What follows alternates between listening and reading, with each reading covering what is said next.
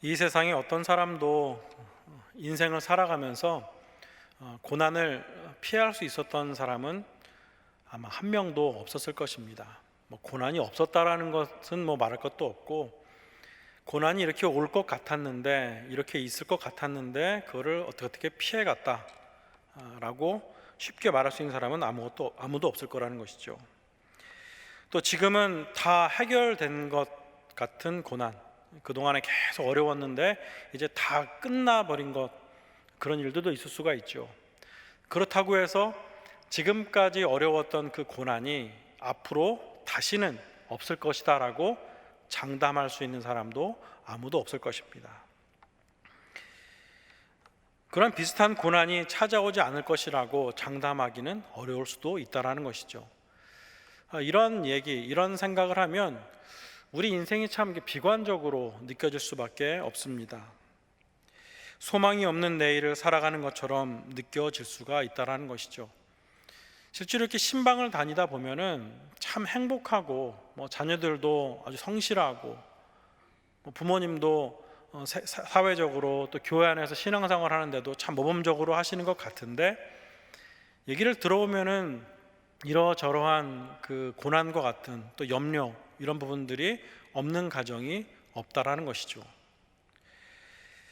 아직도 해결되지 않은 기도 제목을 가지고 고민하고 있는 가정, 어느 가정이든 다 비슷한 일들이 있습니다.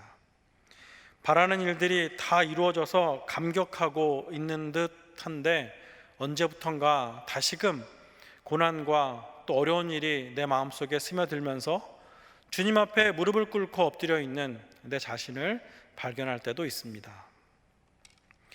어려운 일을 겪을 때, 또 그런 곤란한 일을 당할 때 우리 그리스도인들은 흔히들 이 고난이, 이 어려움이 왜 내게 찾아왔는가 하나님께 묻곤 합니다. 그리고 하나님께서 이 고난을 주신 이유가 무엇일까, 또 이 고난을 통해서 우리에게 어떠한 유익을 주실까 구하기도 합니다. 또 실제로 그 모든 일이 다 지나고 나서는 이래서 하나님께서 그 일을 우리에게 허락하셨구나라고 고백할 때도 있습니다. 하나님께서 선하게 인도하실 것이다, 또 하나님은 내가 지금 겪고 있는 문제보다 크신 분이시다라고 마치 공식처럼 이렇게 말하며 고난과 역경을 대하곤 하죠. 그리고 바로 그 자리에서 하나님께서 나와 함께하고 계시고 또 나를 인도하고 계시다는 사실도 알고 또 믿고 있습니다. 그런데 여기서 또 우리가 생각해 볼 것이 있습니다. 그렇게 믿음으로 고백하고 또 확고한 믿음이 내 안에 있어서 마음이 평안한 듯한데, 돌아보면 아무것도 해결되지 않고 여전히 나는 지금까지 고민하며 기도해왔던 것들을 계속 기도해야 하는 그런 시간들이 되풀이되는 경우도 많다라는 겁니다. 이러한 우리들의 현실을 보면서 하나님께서 32절과 33절에서 말씀하십니다. 그가 비록 근심하게 하시나 그의 풍부한 인자하심을 따라 긍휼히 여기실 것임이라. 주께서 인생으로 고생하게 하시며 근심하게 하심은 본심이 아니시로다. 하나님의 주권하에서 우리가 근심할 수도 있고 때로는 고생할 수도 있고 어려움을 겪는 그런 일을 당할 수도 있지만, 하나님이 그것을 하게끔 만들어 주시고 또 하나님이 그것을 하게끔 허용할 때도 있지만, 그 고생하고 고민하고 또 괴로워하는 것 그 자체가 하나님의 본심은 아니다라는 말씀입니다. 그러면 그 뜻은 무엇일까요? 본심이 아니니까 언젠가 때가 되었을 때 속 시원하게 우리를 힘들게 하는, 하나님의 백성들을 곤란하게 만들고 있는 그 세력이나 사람에 대하여서 확고하게 심판하신 것을 보게 하는 것일까요? 그렇게 행하실 때도 있지만은 그런 것이 궁극적인 목적은 아니다라는 것이죠. 아마 하나님께서 그렇게 하는 것만을 목적으로 두셨다면 처음부터 우리에게 고난을 주시지 않아도 됐을지도 모릅니다.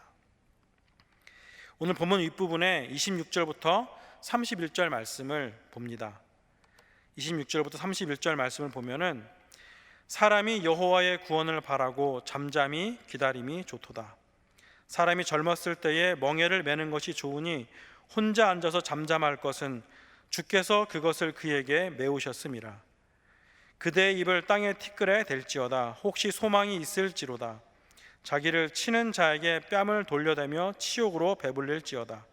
이는 주께서 영원하도록 버리지 아니하실 것임이며 라고 말씀합니다. 믿음대로 살아가는데, 믿음 따라 살아가는데 곤란이 생깁니다. 말씀 따라 살기를 힘쓰고 또 그렇게 살아가는 삶을 즐거워하고 감사하는데 돌아보면 다시금 고난이 찾아옵니다. 근심거리들이 마치 쏟아지는 것 같은 그런 상황에 직면할 수도 있습니다. 바로 그때 우리는 주님의 구원을 잠잠히 바라고 기다리라라는 말씀입니다. 그러면서 사람이 젊었을 때에 멍에를 매는 것이 좋다라고 말씀합니다. 이 젊었을 때라는 것, 그러니까 멍에를 매는 것이 좋은데 젊었을 때 매는 것이 좋다. 이 젊었을 때라는 것은 어떤 시간상의 사람의 젊을 때를 말하기보다는 젊을 때, 그러니까 힘이 있을 때, 어떤 힘이냐? 그 멍에를 맬 수 있을 만큼의 힘이 있을 때, 그 고난을 감당할 만한 그때에 멍에를 매는 것이 좋다.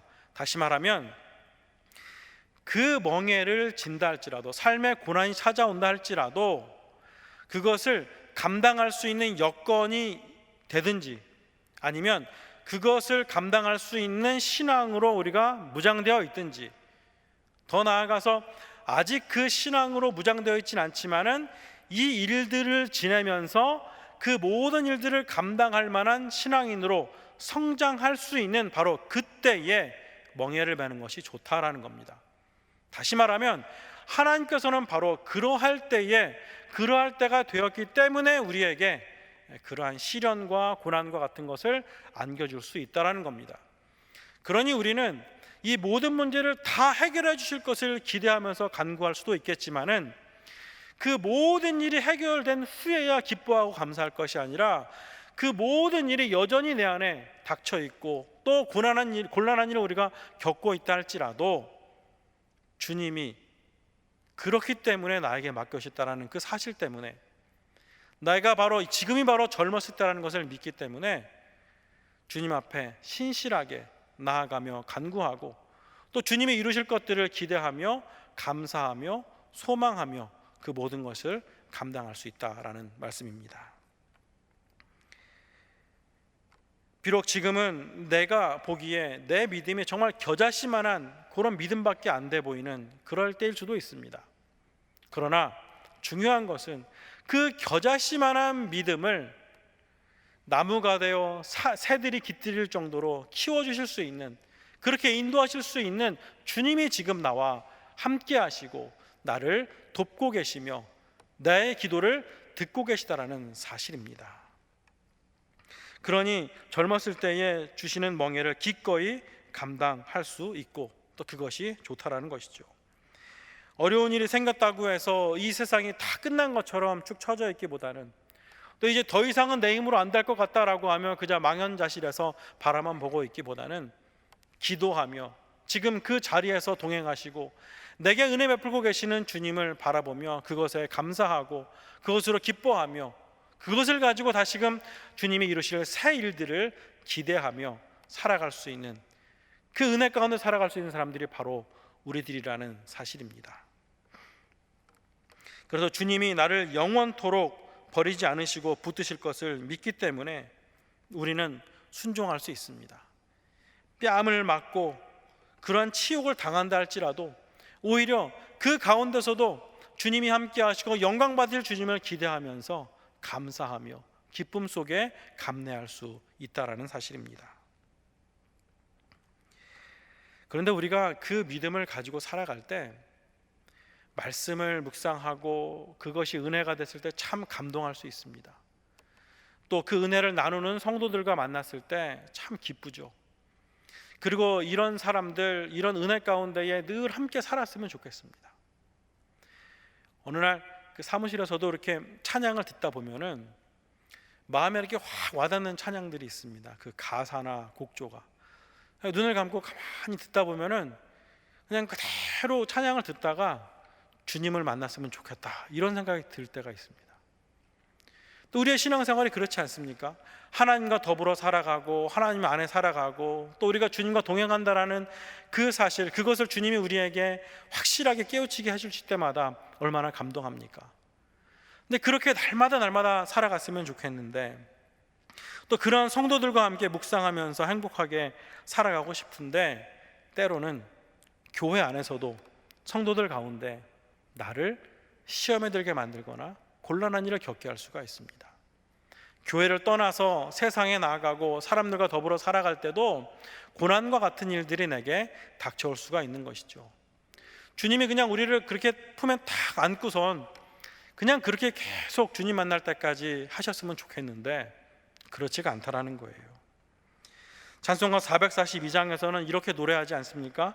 밤 깊도록 동산 안에 주와 함께 있으려 하나. 주님 뭐라 말씀하십니까? 괴로운 세상에 할 일 많아서 날 가라 명하신다. 괴로운 세상에 할 일 많으니 가라는 겁니다. 주님과 동행하는 것, 주님도 좋지만 괴로운 세상에 할 일이 많으니 그 사명 위하여서 세상 속으로 들어가라 말씀하는 겁니다. 내려가라, 들어가라 하시는 겁니다. 그런데 그냥 보내시지 않죠. 주님 나와 동행을 하면서 나를 친구 삼으셨네. 내가 이 거친 세상 속에 살아가고 이 험난한 세상 속에 살아가고 곤란한 일, 고난을 당하는데 그 속에서 살아가게끔 주님이 나를 던져놓으신 것 같은데 아무도 나를 도와줄 일 없는 것 같은 상황에 있는 것 같은 그런 상황에 있는 것 같은데 잠잠히 구원을 기다리며 젊었을 때 바로 지금 겨자씨만한 믿음처럼 보이는, 그것밖에 안 되는 것처럼 보이는 나의 믿음이지만 주님이 나와 동행하시고 계시다라는 사실입니다. 그리고 그 믿음으로 말미암아 세상을 이기게 하겠다 약속하시는 겁니다. 그러니 지금이 바로 은혜 받을 만한 때요, 지금이 바로 구원받을 때라는 말씀입니다. 나의 믿음을 더욱 견고하게 하시고 굳게 하시면서 나를 통하여 하나님 나라를 이루어 가신다라는 사실입니다. 그러므로 우리는 찬양합니다. 그렇게 주님 앞에서 주님이 동행하시며 주님이 동행하시는 그 하루하루를 살게 하셨는데, 그래서 비록 내 삶이 팍팍하고 내 삶이 고난의 연속인 것 같고 어제 고민하고 기도한 것이 오늘은 끝난 것 같은데 눈을 떠보니 또 다른 고통과 또 다른 어려움들이 내게 엄습한다 할지라도 우리는 노래할 수 있는 것입니다. 우리 서로 받은 그 기쁨을 알 사람이 없도다. 우리 서로 받은 그 기쁨을 알 사람이 없도다. 누가 그 기쁨을 알 수 있습니까?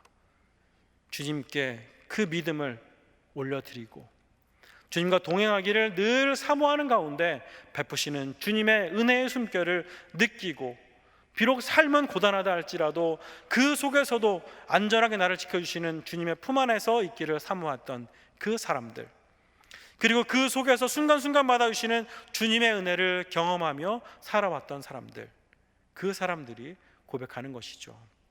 우리 서로 받은 그 기쁨을 알 사람이 없도다. 비록 내 삶에 멍해가 지워져 있더라 하더라도 주님이 주시는 그 은혜 가운데에 누리는 기쁨을 막을 길이 없다라는 말씀입니다. 그 기쁨을 누려본 적이 없는 사람들은 이해할 수도 없는 그런 차원의 은혜요, 정말 세상과 차원이 다른, 세상과 구별된 복이 바로 그러하다라는 말씀입니다. 그리고 그 기쁨, 그 영광을 누린 사람들은 잠깐의 이익을 얻기 위하여서 주님을 배반하지 않습니다. 비굴하게 누군가를 밟고 내가 내 속만 채우는 것에 혈안이 되어 살아갈 이유도 없다라는 것이죠. 과감하게 내 손을 열어 내가 가진 것을 주님 앞에 올려드릴 수 있는 사람, 그래서 나은 사람 배부른 것으로 끝나지 않고 주님 손에 올려드린 그것으로 더 많은 사람들이 함께 은혜와 사랑 속에 살아가고 더 풍성한 사랑의 교제 가운데 살아갈 수 있도록 하는 그 인생을 살게 하신다라는 말씀입니다. 비록 당장은 큰 고통이 있는 것 같아 보여도 우리가 아버지 하나님의 그 사랑 안에 살기를 소망하고 날마다 그것을 간구하는 그 기도의 삶을 포기할 수 없는 그 이유이기도 합니다. 그래서 32절과 33절을 제가 다시 한번 읽어드리겠습니다. 그가 하나님께서 비록 우리를 근심하게 하시나 하나님의 풍부한 인자하심에 따라 우리를 긍휼히 여기실 것임이니라. 그러므로 주께서 인생으로 고생하게 하시며 근심하게 하심은 본심이 아니시로다. 믿음을 따라 살아가는 사람들 중에 형통하게 살아가는 사람들을 많이 볼 수 있습니다. 기도하며 주님 앞에 구했더니 이런 은혜 베푸셨습니다. 이렇게 일들을 행하셨습니다. 이런 분들을 많이 뵙니다. 그런가 하면 우리 중국에서 선교하시는 선교사님들과 같이 하나님 나라 위하여서 평생 헌신하고 또 그 속에 살아가는 삶을 위하여서 늘 충성되이 살아감에도 불구하고 늘 초조하게, 늘 불안에 떨며 늘 내일을 기대할 수 없는, 예측할 수 없는 그런 인생을 살아가는 분들도 계십니다. 히브리서 11장에서 그러나 이렇게 말씀하십니다. 그들은 믿음으로 나라들을 이기기도 하며 의를 행하기도 하며 약속을 받기도 하며 사자들의 입을 막기도 하며 불의 세력을 멸하기도 하며 칼날을 피하기도 하며 연약한 가운데서 강하게 되기도 하며 전쟁에서 용감하게 되어 이방 사람들의 진을 물리치기도 하며. 자, 곤란하니 어려운 일을 당했는데 하나님의 능력으로 그런 것들을 다 물리치는 그런 기적과 같은 일을 경험할 수도 있다라는 겁니다. 그야말로 형통한 인생을 살아가게 된다라는 거죠. 곤란한 일을 만나도 하나님이 기적과 같은 일로 그런 것들을 다 해결해 주셨다라는 말씀입니다. 그러나 이어서 말씀하십니다. 여자들은 자기의 죽은 자들을 부활로 받아들이기도 하며 또 어떤 이들은 더 좋은 부활을 얻고자 하여 심한 고문을 받되. 감당할 수가 없는 겁니다. 기적과 같은 일도 일어나지 않습니다. 죽음의 공포에서 그냥 그 죽음의 자리로 들어가야 되는 현실을 맞이해야 되는 것입니다. 그런 고문을 받되 구차히 풀려나기를 원하지 아니하였으며 하나님의 영광을 가리는 우리 주님의 그 사랑을 배신하고 그 사랑을 부인하는 그런 것을 위하여서, 그것을 통하여서 구차하게 풀려나기를 원하지 아니하였다는 것입니다. 그래서 또 어떤 이들은 조롱과 채찍질 뿐만 아니라 결박과 옥에 갇히는 시련도 받았으며 돌로 치는 것과 톱으로 켜는 것과 시험과 칼로 죽임을 당하고 양과 염소의 가죽을 입고 유리하여 궁핍과 환난과 학대를 받았으니. 그리고 이어서 분명하게 선포하십니다. 이런 사람은 세상이 감당하지 못하느니라. 세상이 두려워하고 세상이 부러워하는 사람들은 바로 이러한 사람들입니다. 믿음에 굳게 서서 절대로 그 믿음을 포기하지 않으며 믿음대로 주님이 주시는 신앙의 양심을 따라 담대히 살아가는 그 사람을 세상은 두려워하고 또 세상 사람들이 우리를 바라보고 예수 그리스도의 능력과 그 사랑을 경험하고 주님을 알게 된다라는 그 사실입니다. 바로 이런 사람은 세상이 감당할 수가 없습니다. 형통한 시간을 보낼 때 고난으로 당장 오늘 이렇게 내 생이 끝나버렸으면 하는 그런 절체절명의 순간에 있는 그런 상황에 처할 수도 있습니다. 그렇다 하더라도 우리 주님께서 우리 그리스도인들을, 우리 성도들을 그런 상황에 처하게 하시는 것이 본심이 아니라는 것을 꼭 기억하시기를 바랍니다. 어떤 상황에서도 우리는 사나 죽으나 주님의 것이요 주님의 형상으로 지음받은 사람들입니다. 로마서 8장 17절에서는 이렇게 고백합니다. 자녀이면 또한 상속자 곧 하나님의 상속자요 그리스도와 함께 한 상속자이니 우리가 그와 함께 영광을 받기 위하여 고난도 함께 받아야 할 것이니라. 고난을 받는 이유는 하나님의 영광을 위해서라는 겁니다. 또 하나님의 영광을 받는다는 것이 바로 우리들의 삶의 진정한 목적이고 참된 복과 은혜, 기쁨을 누리는 길이라는 것을 알려주고 있는 것입니다. 히브리서에서 말씀하시는 순교를 무릅쓰고 살아가셨던 분들이 있습니다. 그분들은 하나님의 영광의 면류관, 그 십자가의 은혜를 경험하였습니다. 그런데 순교를 무릅쓰고 살아갔던 그분들, 또 바벨론의 포로로 잡혀갔던 사람들도 있습니다.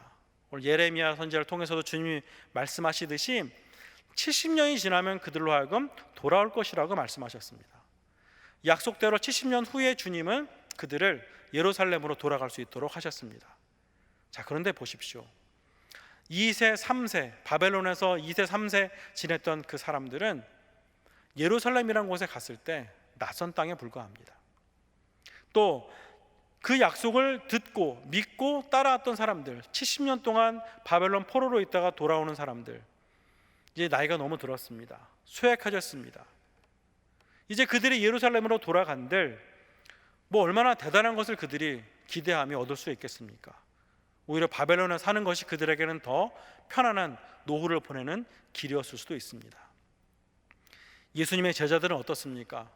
부활의 주님을 만난 제자들 담대하게 부활의 예수 그리스도를 증거합니다. 그런데 그 부활의 주님을 증거하는 대가가 창에 찔려 관통상을 입어 그 자리에서 순교하는 일이었습니다. 펄펄 끓는 기름통에 던져지는 그런 일을 당했습니다. 무슨 말씀입니까? 그렇게 주님 앞에 순종하고 그렇게 주님의 구원을 기다렸던 사람들, 그 세대에 아무것도 그들은 얻은 것이 없는 것처럼 보이는 그런 인생을 살아갔다라는 것이죠. 그러나 우리가 여기서 기억할 것이 있습니다. 그분들은 그러한 상황 속에서도 기쁨으로 주님을 바라보았다는 겁니다. 그 속에서도 감사하며 하나님의 영광을 드높이며 찬양하며 그 시간을 보냈다라는 말씀입니다. 부활의 주님을 전했던 사도 바울도 그러했지만 주님의 약속을 따라 살아갔음에도 불구하고 옥에 갇히기도 하고 그 창에 찔려 죽기도 하고 또 펄펄 끓는 기름통에 던져지기도 하고 옥에 갇히는 것은 이루 말할 수 없을 정도로 많은 일을 겪기도 했었지만은 그들에게는 그 순간순간 속에 이 모든 것이 주님이 다 해결해 주시기 전임에도 불구하고 기쁨과 소망 속에 주님을 찬양하며 하루하루를 보낼 수 있었다라는 사실입니다. 왜 그렇습니까? 바로 그때가 젊을 때였기 때문입니다. 멍에를 맬 만한 젊을 때였기 때문입니다. 지금은 연약해 보이지만은 그 주님 앞에 그 믿음을 내어놓았을 때 그 믿음이 멍에를 맬 만큼 성장할 수 있는 젊을 때였다라는 것입니다. 바로 우리가 살아가는 비록 고난과 어려움의 역경 속에 있는 현실을 살아간다 할지라도 바로 그때가 바로 우리의 젊을 때라는 말씀입니다. 주님이 우리를 통하여서 그 일을 능히 감당하게 하실 수도 있을 뿐만 아니라 비록 그 모든 일들이 현실 속에서 아무것도 해결받지 못하는 나날이 지속된다 할지라도 주님은 그 모든 것을 기쁨과 소망 속에 감당할 수 있을 정도로 우리의 믿음을 성장시키고 회복시키시며 인도하신다라는 사실입니다. 그것을 믿고 기대하는 성도들에게 바로 이 세상과 비교할 수 없는, 이 세상과 차별화된 주님이 주시는 놀라운 은혜와 축복이 가득가득 채워질 수 있다라는 말씀입니다. 오늘 본문 34절 이하에서는 또 이렇게 말씀하시죠. 세상에 있는 모든 갇힌 자들을 발로 밟는 것과 지존자의 얼굴 앞에서 사람의 재판을 굽게 하는 것과 사람의 송사를 억울하게 하는 것은 다 주께서 기쁘게 보시는 것이 아니로다. 주의 명령이 아니면 누가 이것을 능히 말하여 이루게 할 수 있으랴. 유다 백성들을 핍박하는 바벨론이 있는가 하면 하나님 앞에서 지존자의 얼굴, 즉 하나님 앞에서 재판을 굽게 하는 불의한 사람들이 있습니다.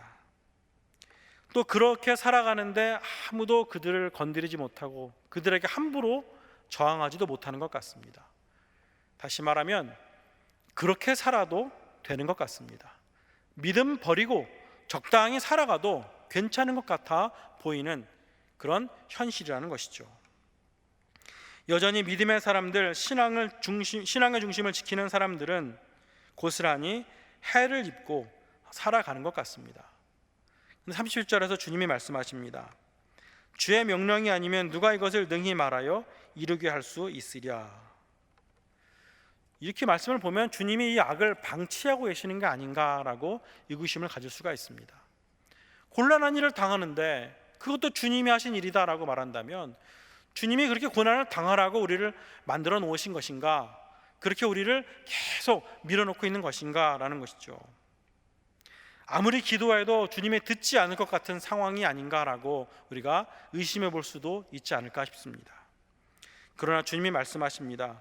다시 한번 말씀 읽어보면은 주의 명령이 아니면 누가 이것을 능히 말하여 이루게 할 수 있으랴. 다시 말하면 그런 유혹과 그런 곤란한 일을 우리 안에 펼쳐가는데, 그것을 우리가 눈으로 보는데 주님이 그것을 보게끔 하시는데, 다시 말하면 그것을 주신 이가 주님이시기 때문에 그 모든 것의 결과 또한 선하게 갚고 인도하실 분도 우리 하나님, 나의 아버지시라는 사실입니다. 그러므로 주님이 이런 시련을 나에게 주셨다는 것에 끝나는 것이 아니라, 시련을 주셨기 때문에 그 시련 역시 해결하게 하시고 그것을 통하여서 나에게 더 차원이 다른 은혜와 그 사랑과 놀라운 일로 채우실 것이라는 것을 우리가 믿을 수 있다라는 말씀입니다. 우리가 인생을 살아가면서 기쁘고 즐거운 일을 만나지만 또한 고난과 역경을 당할 수도 있다라는 것이죠. 욥의 경우를 보십시오. 자기가 그 큰 일을 당할 때 고통을 당하고 있는데 그 남편이 고통당하는 것을 참아 보지 못하고 욥의 아내가 하나님을 욕하고 그냥 죽으라라고 말하지 않습니까? 그래도 욥이 이렇게 고백합니다. 그가 이르되, 욥이 이르되, 그대의 말이, 아내의 말이 한 어리석은 여자의 말 같도다. 우리가 하나님께 복을 받았은즉 화도 받지 아니하겠느냐 하고 이 모든 일에 욥이 입술로 범죄하지 아니하니라. 인생의 수많은 역경을 거치면서 정금처럼 단련되기도 합니다. 그래서 그분들의 인생을 우리가 볼 때 욥도 갑절의 복을 받는 것을 우리가 끝에 보지 않았습니까? 또 욥이 또 많은 복을 받았기 때문에 주님을 더 철저하게 의지할 수 있는 그런 시간들이 있었을 것이다, 또 이렇게 생각해 볼 수 있지 않겠습니까? 그런데 그가 하나님을 섬기면서 그 은혜와 복을 많이 받았기 때문에 하나님께서 또 이 일을 지나면 또 그 은혜와 복을 주실 것이다 라고 생각하기보다는, 그가 살아가는 순간순간에 여호와 하나님과 함께하는 그 순간순간이 그에게는 감사와 감격의 삶이고 그것이 바로 복이다라는 그런 삶이었다라는 것입니다. 그렇게 주님과 함께한다라는 그 사실, 바로 지금 주님이 나와 동행하신다는 그 사실, 비록 괴로운 세상에 할 일이 많고 괴로운 세상에 자꾸만 우리를 위협하고 고난이 닥치게 하는 그런 일들이 있다 할지라도 주님 나와 동행하시고 주님 나의 친구가 되어주셨기 때문에 바로 그 주님을 의지하는 그 사람만이 누리는 그 복과 은혜는 알 길이 없는 겁니다. 도전해보고 기도하고 맡기고 의지해본 사람만이 누릴 수 있다라는 말씀입니다. 바로 그 은혜의 자리에 우리가 초청을 받은 것입니다.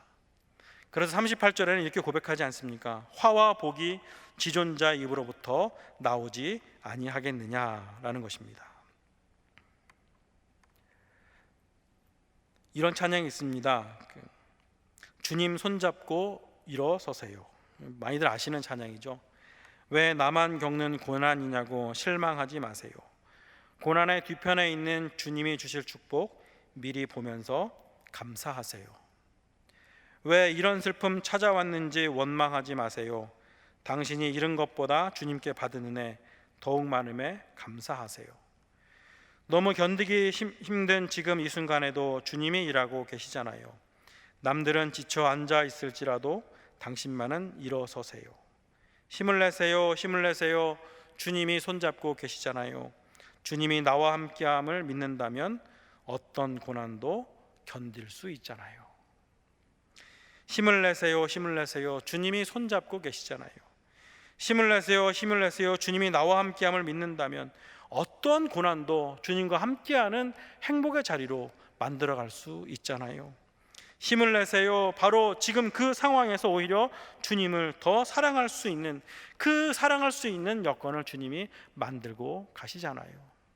힘을 내세요. 더욱 복되게 지금 이 순간에 하나님 나라를 세워갈 수 있잖아요. 우리 모두 이런 고백 드릴 수 있지 않겠습니까? 세상이 팍팍해도 주님의 날개 그늘 아래에서 우리로 하여금 세상을 이기게 하시는 분은 바로 나와 지금 함께 하시는 주님이시라는 사실입니다. 그래서 우리는 날마다 주님을 찬양할 수가 있습니다. 날마다 날마다 주님을 찬양하고 평생 동안 주님을 찬양하며 살아갈 수 있는 것입니다. 다윗은 하나님의 법궤를 다윗성으로 드릴 때 너무너무 감사하며 감격하며 주님 앞에 찬양을 올렸습니다. 그러나 그렇게 찬양을 올리는 그 순간에도 여전히 이스라엘은 주변의 나라들이 언제 쳐들어올지 모르고 언제 이들이 약탈할지 모르는 그런 상황이었습니다. 더군다나 다윗 자신은 그 아들에게까지 반역을 받았던 사람이었습니다. 그는 그런 일들을 많이 겪음에도 불구하고 그는 변함없이 주님을 찬양합니다. 평생 동안 주님을 찬양했다라는 것입니다.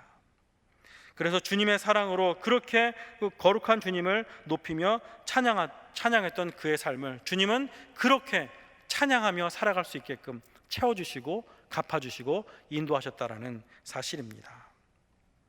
우리가 하나님 앞에서 신실하게 살고자 애를 쓰지만 마음대로 안 될 때가 있습니다. 언제 끝날지 모르는 역경 앞에서 속수무책으로 그냥 보며 한숨 쉬며 살아가야 할 때도 있습니다. 감사해야 할 것 알지만, 주님 더욱더 의지하며 평안하게 살아가야 될 것 알지만 현실이 그렇지 않을 때가 있습니다. 기대하는 만큼 자녀들의 일이 잘 안 풀릴 때가 있습니다. 성실하게 신앙생활을 하는데, 우리 자녀들이 열심히 살아가는데, 부모님도 주님 앞에 열심히 기도하고 있는데, 요즘 같은 세상 속에서 취업을 해야 되는데 뽑는 기업들이 없는 그런 일을 당할 수도 있습니다. 그러나 꼭 기억하십시오. 주님 손잡고 일어설 수 있습니다. 지금이 바로 그럼에도 불구하고 주님이 멍에를 맬 수 있는 젊은 날이기에 우리에게 지워주신 것이라는 사실입니다. 그 모든 것을 감당할 수 있는 분은 바로 우리 주님이시지만, 우리 눈에 보기에 그 모든 것이 아무것도 해결받지 못한다 할지라도 우리의 믿음이 그 모든 것을 뛰어넘을 수 있는, 그래서 주님이 주시는 진정으로 이 세상에서 주님이 원하시고자 하는 그 자리에서 그 일을 행하실 수 있도록 인도하신다라는 그 사실을 기억하고 그 뜻대로 살아갈 때 주시는 그 평안과 기쁨과 감사를 날마다 누리며 살아가시기를 바랍니다. 우리가 이렇게 살다 보면은 주님의 풍성하심과 인자하심을 누리며 살아가는데, 그것이 얼마나 크고 대단한 것처럼 느껴져서 감히 엄두도 안 날 때가 있습니다. 그러나 아주 작은 것부터 시작한다는 것을 꼭 기억하십시오. 오래 전에 어느 권사님 댁을 신방했습니다. 신방할 때 구역 권석들하고 가까운 분들을 같이 해가지고 예배를 드렸는데, 이 권사님이 너무 좋아하시면서 점심 식사를 하자고 이제 저희들을 이제 데리고 가셨습니다. 차로 좀 이동을 해서 갔는데, 처음 그 입구서부터 꽃으로 아주 예쁘게 이렇게 꾸며놓은 그런 음식점이더라고요.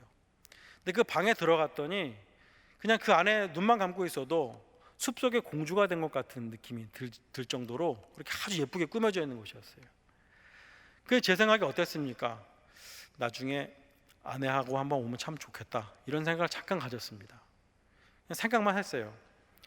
그 돌아오는데 그 권사님이 저한테 뭐라고 뚝 주세요. 사모님하고 와서 한번 식사하세요 그러고 주시는 거예요. 진짜 한마디도 안 했어요 제가. 근데 그렇게 주시더라고요. 그래서 하나님이 기도를 들으셨나, 감사하는 마음으로 돌아오는데 문득 생각이 났습니다.